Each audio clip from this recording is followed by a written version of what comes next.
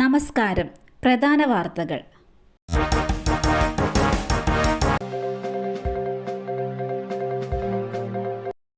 മഴയുടെ ശക്തി കുറയുന്നു. ഇന്ന് മഴ മുന്നറിയിപ്പില്ല.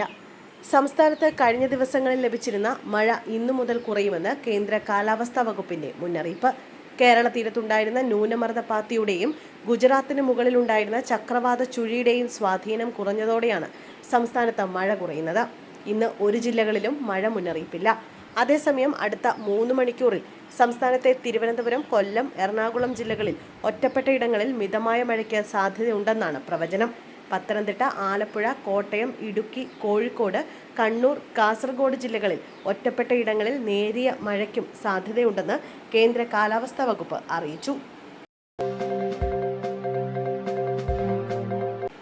മതിൽ തകർന്നു വീണ് 3 കുട്ടികൾക്ക് ദാരുണാന്ത്യം.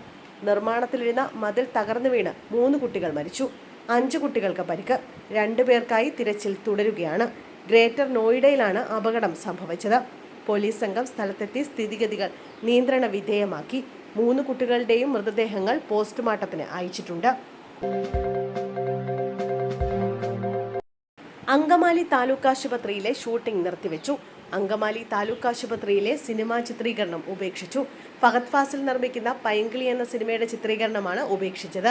2 ദിവസത്തെ ചിത്രീകരണത്തിന് ആരോഗ്യവകുപ്പ് അനുമതി നൽകിയിരുന്നു. ആദ്യ ദിവസം രാത്രിയിലെ ചിത്രീകരണത്തിനെതിരെ മനുഷ്യാവകാശ കമ്മീഷൻ കേസെടുത്തു.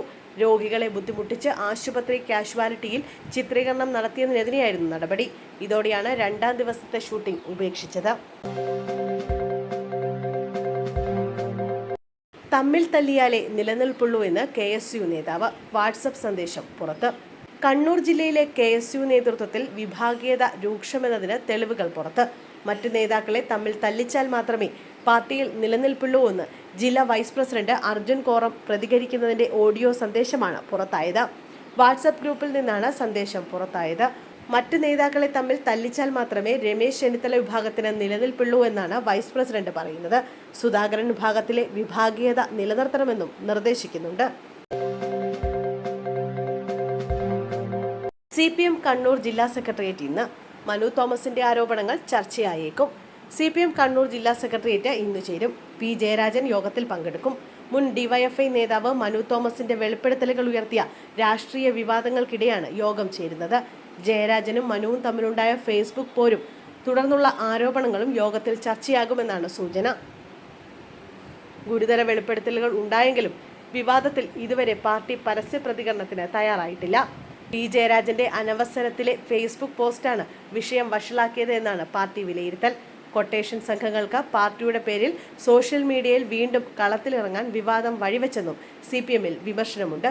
ഈ കാര്യങ്ങളും യോഗത്തിൽ ചർച്ചയായേക്കും.